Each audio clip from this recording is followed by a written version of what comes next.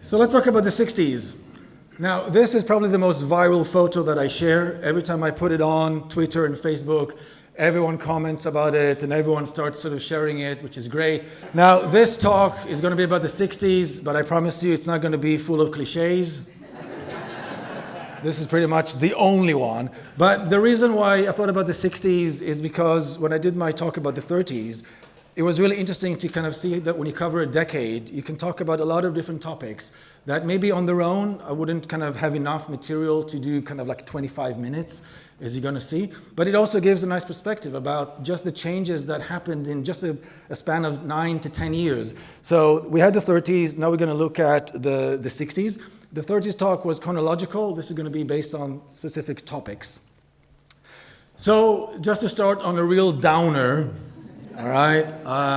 The 60s was the decade when Stoke Newington lost its independence. Yeah, exactly.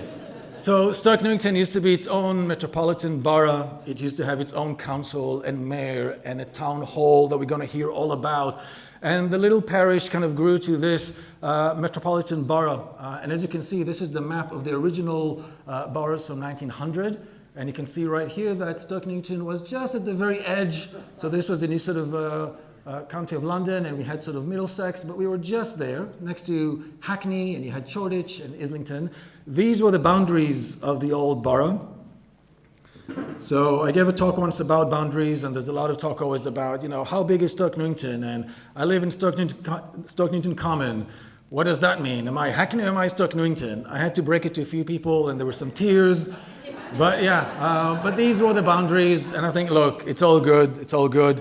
When you think about it, though, the fact that Stoke Newington was actually a borough was quite an anomaly, because if you look at what the criteria was when they were creating all these new local authorities, Stoke Newington didn't meet either one of the criteria. Not in terms of the population, it was very small, and also the rateable value of the houses and all the property was way, way off.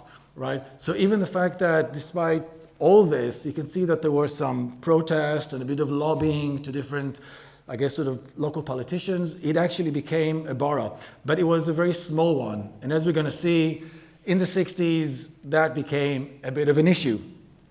But when Stoke Newington was its own independent local authority, then you could kind of see evidence of that everywhere. So these beautiful, lovely boundary markers that you can still see around, as I'm going to show you, even on rain hoppers, on electricity substations outside.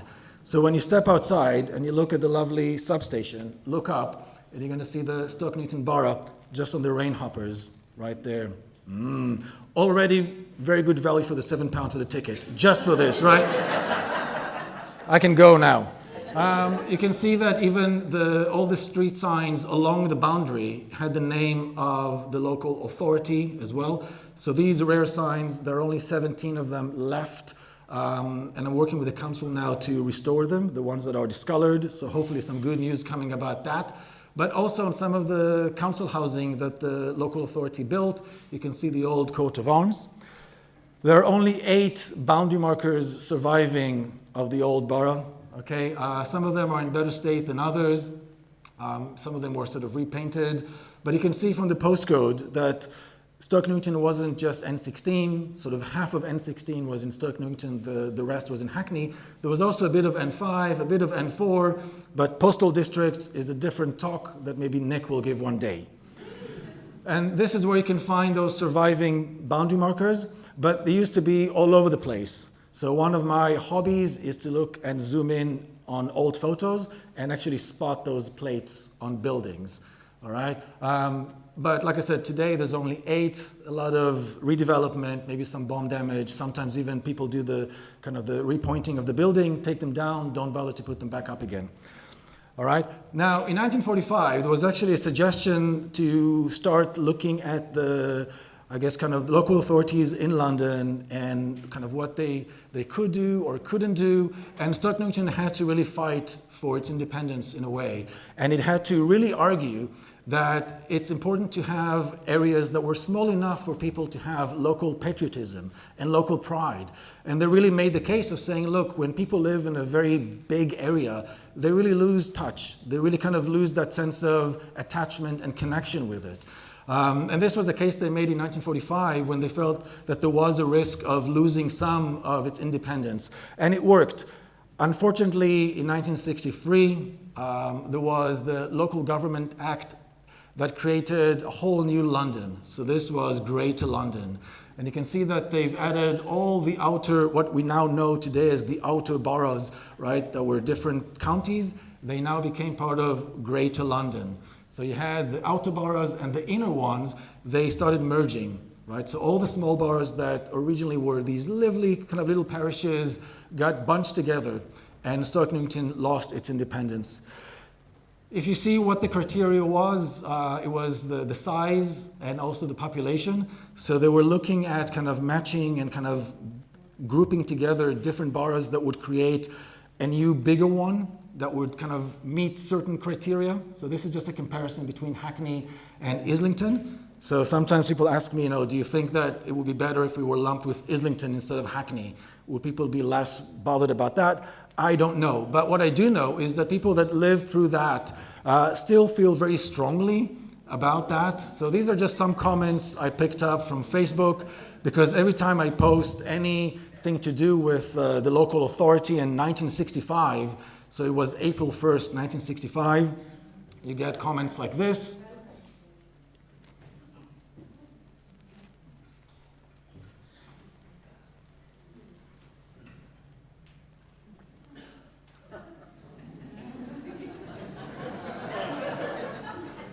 Yeah, but it's interesting. Someone actually, it's not here, but someone actually wrote to me once. She said, the mayor and all the councils, all the councillors were local shopkeepers, and they would walk down Church Street and they would talk to all the shopkeepers, and you could just walk over to them, and you knew that the municipal buildings were just next to the park, next to the old church, next to the Rose and Crown. There was a real sense of a small village and identity that I think a lot of people felt was lost. A lot of people also told me that they felt that the area went downhill after that merger. You could argue that, when your council tax has to then be kind of spent on a bigger area, so that maybe, your council tax is not being spent on Butterfield Green or Kul Park. It might be spent on a different park somewhere else in the borough. Maybe people saw some neglect and attributed that to that sort of loss of municipal independence. Heard that quite a bit as well. I never say I'm from Hackney, always Stoke Newington. Just one more. Now, the name that they considered for the new borough was Kingsland, right? So if you think about so the name, you had Shoreditch and Stoke Newington and Hackney. They thought about Kingsland, the borough of Kingsland. But Hackney put its foot down and basically said, no, we're going to stay Hackney. So we became the London borough of Hackney. Okay, but that's all in the past, kind of. Okay, so in the 60s, we also saw the loss of some really grand old buildings that survived the Second World War. But by the 60s, maybe there was no use for them, or the need for housing always trumped the need to have these old grand buildings around, unfortunately. So we're just going to look at a few of them. The Alexandra Palace was just up Belgrade Road, not far from where we are now. It was built in 1897. It was a proper Victorian theatre, kind of West End standards.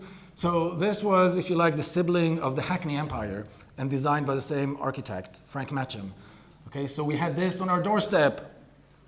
And today we have this on our doorstep. So 1960s, very typical housing block.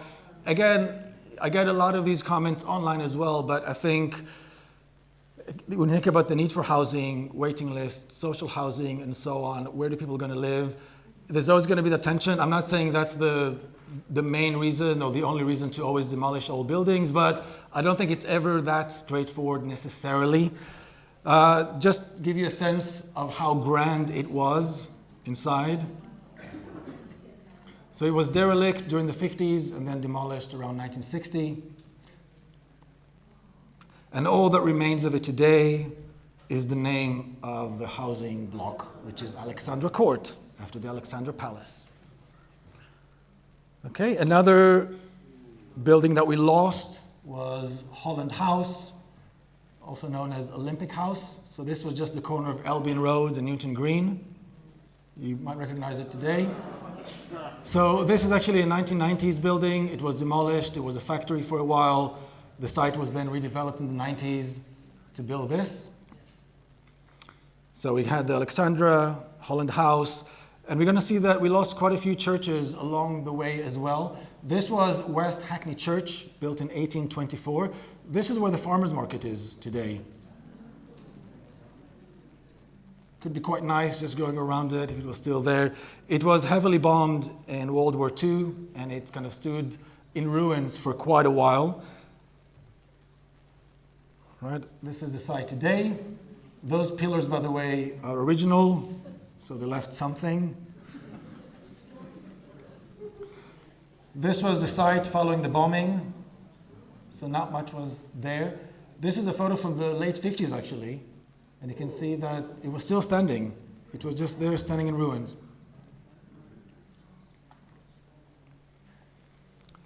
Another grand old building we lost was the old town hall. Okay, so sometimes people ask me, why do we have a place called Town Hall Approach that's so far away from the town hall? Because this was the original town hall. All right, we're going to see that it was originally South Hornsey and then became Stoke Newington.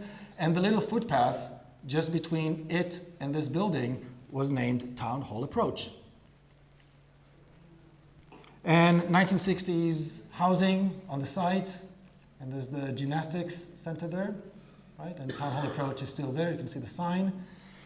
So by 1960, those old buildings, in terms of, I guess, modernizing them, the kind of the cost of that, what are you going to use them for? A little kind of boutique hotel. I don't know. You can put 4 flats.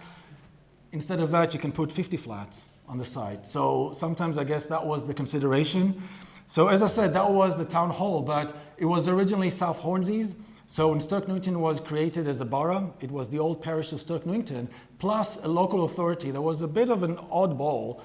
So this was South Hornsey. So this was Hornsey Parish, and you can see that it had these 2 detached areas that along with this area, so this is half of Kul Park, it was basically its own local authority, because it was kind of all the way down there, and they thought, you know what, manage your own stuff, your kind of sanitation and the rent and all that stuff. So that was South Hornsey.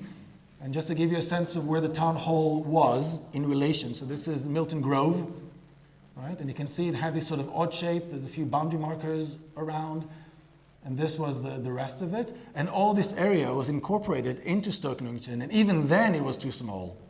And even then it only had 54,000 residents. You can see that there was a plan to maybe repurpose the site as a library and a child welfare center. That didn't happen. They actually opened the library in Howard Road, not far away from it, which closed. The only relic of the old town hall is the foundation stone next to the scooter.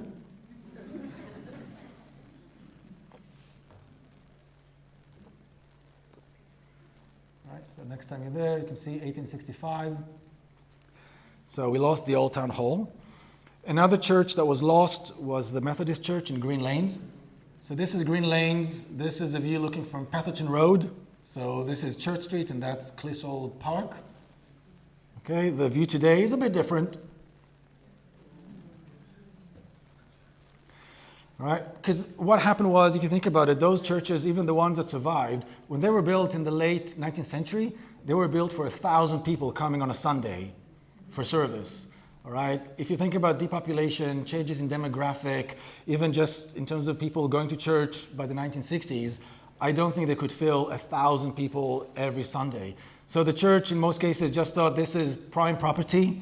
You know, we can basically cash in, build a much smaller church, usually smaller than this, by the way. If you go to some of them, it's more like a meeting room, right? And there's only a room for about 30 people, and then you get the flats upstairs. This was the interior. Just amazing to just look at all the wood carvings on the pillars. Might have been sort of reclaimed or end up in a skip. They built this more modest church on the site originally, and there was a nursery next to it, and that got demolished, and they built a new one. Another Victorian church that was lost was the Presbyterian one on Lordship Road. So this is the corner of Lordship Road and Manor Road. This is it today. So same story, it was demolished in 1969. Big old church, probably empty for most of the time. Church decides, hey, you know, someone will probably pay for the space. This was the interior.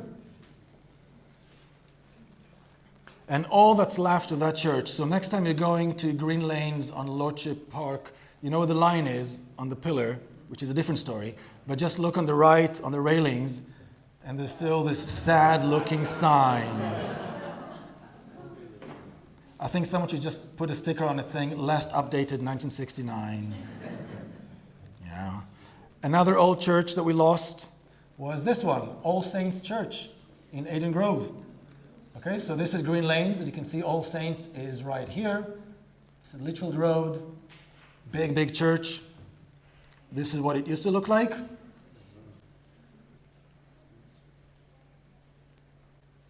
And today, so same story, 1960s, housing replaced grand old Victorian churches. The only thing that I know that's left of All Saints Church is a key. So someone sent me this message a few years ago, and he said that when the church was demolished, his grandmother asked the builders if she can keep the key to the church, and it was passed down the generations. So yeah, very sentimental. I offered 20 quid, he said no. Next change in the 60s, one-way system on the high street. Woo, yay. This is something that's quite topical even today, and I'll touch on it a bit as well. But if you think about the high street, it used to be a very busy street, but it was two-way. So you can see you got a tram coming down from Stamford Hill, and we're going to look at some other photos. But it was two-way when there weren't many cars around. You know, there were a few trams, a few buses, but cars were quite rare. There's some photos where you can start noticing, hold on, the cars are facing the other way. Right? You've got these ones. Shout out to the Vogue Cinema, closed 1958. And yeah, if you're thinking now, is this how you spend your Friday nights, looking at old photos for cars going in the other way? The answer is definitely yes. Now, let's talk about music. It is the 1960s, right? So when you think about the local pub scene, there were a few up-and-coming bands that graced us with their presence. These are just some of them. So all of these bands played in the Manor House pub that was in the old borough of Stoke Newington. Look at the map. We can claim this, we can. Okay, so there was a club upstairs. Okay, Bluesville 67. And you can just imagine someone, I don't know, walking down Clissold Park telling their mate, hey, this Jimi Hendrix guy is playing on Manor House, should we go and check him out? But yeah, they're all here. And if that wasn't enough, not far from the Manor House, there was another pub that's long gone, and this band played there. So this pub was facing Finsbury Park, again in the old borough. So we had Led Zeppelin, Fleetwood Mac. This is it today. If you looked at the Church Street book, one of the interesting themes that kind of emerge is just the amount of manufacturing that was in the area. From about the 1920s up until the late 70s, a lot of rag trade, a lot of small factories and workshops that usually clothing, handbags and gowns and shirts and so on. There was Simpsons just up the road. But if you think about sort of quintessential 60s fashion, and you think about all these type of photos and all these hats, these were all made in Church Street. All of them. They were local. The label should have said, made in Stoke Newington.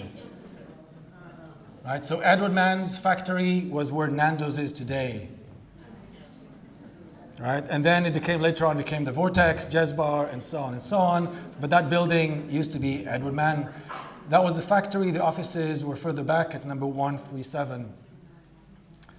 This is just a photo of that. So our small contribution to sort of 60s fashion right in the heart of Church Street. And we can't talk about the 60s or any talk really without talking about public transport. So in 1962, we also lost the trolley bus. Anyone remember the trolley bus? Yes, yes. So for those of you who are kind of too young to know what a trolley bus was this. It was electric. Imagine that. But it had these overhead wires that were everywhere. Okay, so the whole roads basically had all these overhead wires, and you can see on the map all the different routes. You can also see how some of the current bus routes have evolved. So the 649 became the 149. Thank you. All right. 643, the 243. Exactly. So you can see there's some photos that show it. So this is just by the rail station. Looks like something from a fairground when you see it now. This is just in Manor House, and you can see that they coexisted with trams as well. But apparently they were very noisy, they were very faulty, very expensive to maintain. Sometimes they would sort of fall off the wires, and someone would have to get like a big pole and start fixing it. And when you're thinking when it's rush hour and you've got a Zoom call at 9 in the morning and the guy is playing in the rain with a big stick, right? It doesn't really fill you with a lot of confidence. You're going to make it in time. So that's why when the diesel buses were kind of introduced, people were pretty much in favor, I guess, because they were far more flexible than something that relied on this system. This is another photo. So this is Albion Road, Newton Green, and you can see that by this point, Holland House was demolished, the one we saw earlier.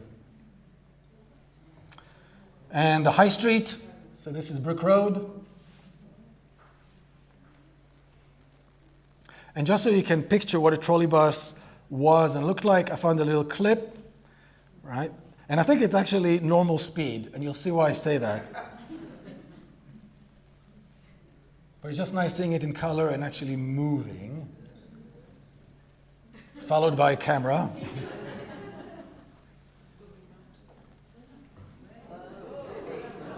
Look at that. You can almost see the sparks.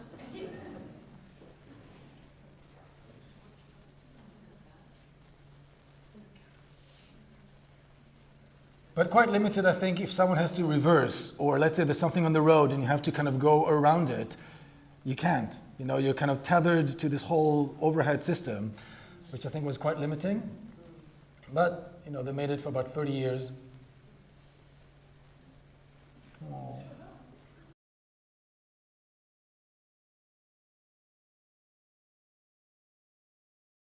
But yeah, so that was the trolley bus, 1962.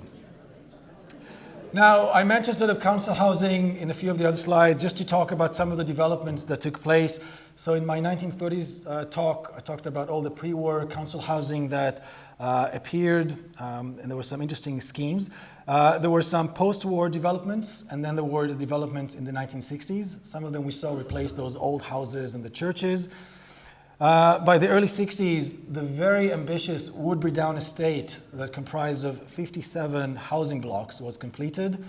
So basically the whole area north of the reservoirs was completely transformed. This was the London County Council's very ambitious project. It wasn't just the estate, it had a primary school, a secondary school, a health center, a pub as well, a library. It was meant to be almost its own little town, its own little neighborhood, right? With all the services that you need in the welfare state. So completely transformed, and it's being obviously redeveloped as we speak as well. So a lot of these houses are long gone, and it's keep evolving. Woodbury Down looked very different. It was originally one of the most affluent areas in Stoke Newington. It was semi-rural. There were only about 200 houses in all of Woodbury Down. Most of them were very large, either detached or semi-detached houses, almost like small mansions. But the LCC bought them all, told people you have to leave, and they bought the houses, demolished them, and built the estate. In 1963, they added to the estate Rowley Gardens, which is just at the very top. If you go from kind of Manor House up Green Lanes, then you've got this development just facing Finsbury Park. It was built on the site of a very large psychiatric hospital, Northumberland House. Huge. Today it could have been a nice hotel with a view of the park. If only. But you can just see the size. So this was Northumberland House, the hospital, with a very large grounds. You think, for that kind of institution, having large grounds where people can go and go for a walk and just sort of sit outside was very important. But again, these sites were prime location for housing developments by the 1960s. You've got the New River. It's a very nice walk, by the way. It's been done quite nicely a few months ago. Highly recommend it. The last social housing by Stoke Newington Borough Council was this one. Gateskill House in Stamford Hill and Manor Road. Okay, named after the Labour leader that passed away in 1963. And you can see that it replaced 3 large houses that were part of this row of really grand houses towards Stamford Hill. Another estate that was growing rapidly was Milton Gardens, which is just behind us. Right, so this was a development in the 60s, quite a bit, actually. Right, so this is Howard Road. I can see it from the window almost. But you can see that even those old Victorian houses that survived the bombing were demolished, some factories, some pubs, the Captain Cook Beer House, Howard Arms closed later. But all these housing blocks, in some cases tower blocks like this one, replaced them. But they came in different sizes, different shapes. So you had the quintessential 60s tower block and then kind of more low-rise as well. So the estate is a real mixture of 1930s, 40s, 50s, 60s, and 70s housing. This is also from the 60s.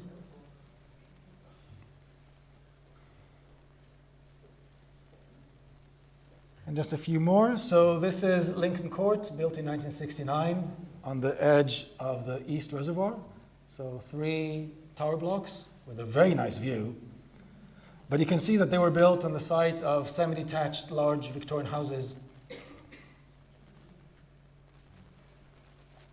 The architects that designed Lincoln Court were very prolific in Stoke Newington. I mentioned them in the 30s talk as well. So they were quite favorites with the local authority. So they built some pre-war, post-war, right? Even a private development, which is Clissold Court. Stoke Newington used to have quite a few cinemas, about 7, including Vogue, right? One that closed, and we're going to see kind of reopened, was this one, the Apollo Picture House. It opened in 1913, then sort of reopened again as the Ambassador Cinema in 1933.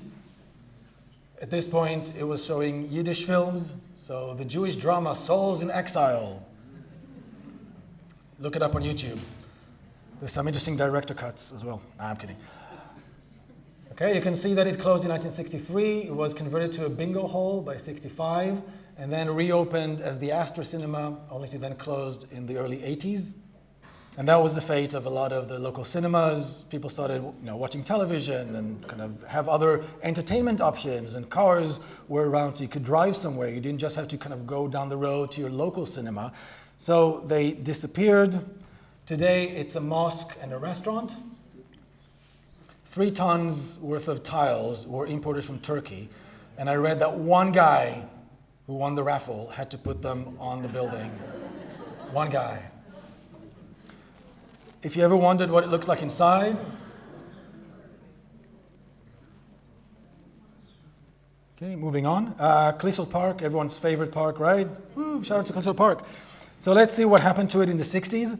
So we used to have a lovely bandstand next to Clissold House, dancing and music and people sitting outside on a nice sunny evening. This was the original one, the rustic bandstand. You can see why. These were the original plans from 1893 that I managed to find in the archives.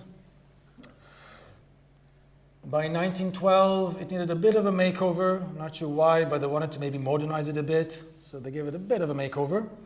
And it looked like this. Still very nice. Not so bad. You can see all the chairs. This is from 1964. And it was pulled down in 1966. Some people told me that it was burned down. Someone that used to live in Clissold House because her father was one of the park keepers told me that it was just in a poor state, and she remembers the tractor just coming and just mowing it and just getting rid of it. So looks nice in this photo, but I don't know, maybe there were some other structural issues. So it was replaced with a stage, wooden stage that I think was there till about kind of circa 2000, right? But by that point, it didn't look like that, not at all. Someone sent me a while ago this lovely 8mm family footage of all the kids playing in Kul Park. So I just managed to get a few snippets just to show you because it's really nice. I told myself I'm not going to put some really cheesy 60s music, but then I thought, come on, let's do it.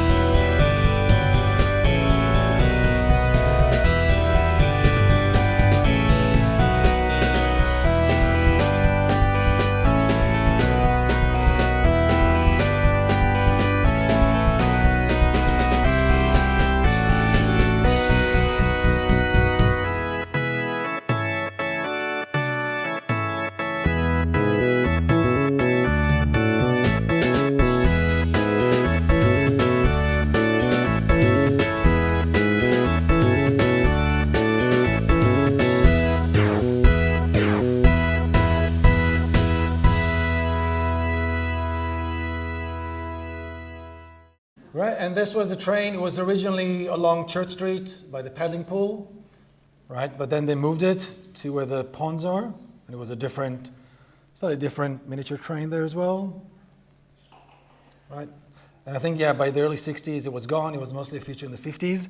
And the last thing I'll talk about before I step down, another thing that happened in the 60s were some new schools that were built, right? Because all the original schools were these Victorian factory-looking kind of 5-story buildings. So they built new schools.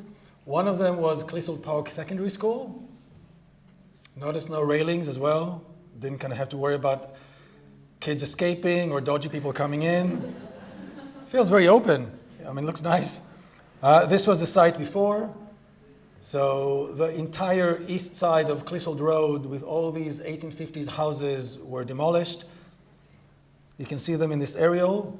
So these were all the houses, all the gardens. This was Church Path, where you could actually walk all the way from Church Street all the way down to Newton Green for this kind of little alleyway. And this is the view today. Okay, so just this overlay that, again, you can see the entire row and the school. Also some houses on Albion Road. Another school that was built was Graysbrook. And if you compare this to those Victorian, frightening-looking schools like William Patton or Princess May, very different approach to the architecture of schools, less about climbing 50 stairs just to have lunch, even though it's good exercise, I guess. But all this was built on the side of houses. It wasn't a bomb site. It wasn't anything other than, this is a good site. We need to tell those people they need to leave, and we're going to build a new house. Some of them maybe were in poor state, and that was an impetus to redevelop the site. This is the site as it was being redeveloped. So that's Yokeley Road. You can see this is Lister Court. And just to give you a sense of the footprint of the school. And this is it. So we covered quite a lot, from the loss of the borough to the trolley bus to the Jimi Hendrix to council housing to the Old Town Hall, all those churches, schools, and whatnot. So hopefully it gave you a newfound appreciation of what happened during the 60s and how, if you think about going for a stroll in 1960 and then in 1969 and 1970, some aspects looked quite different. So with that, I'll finish and say thank you very much.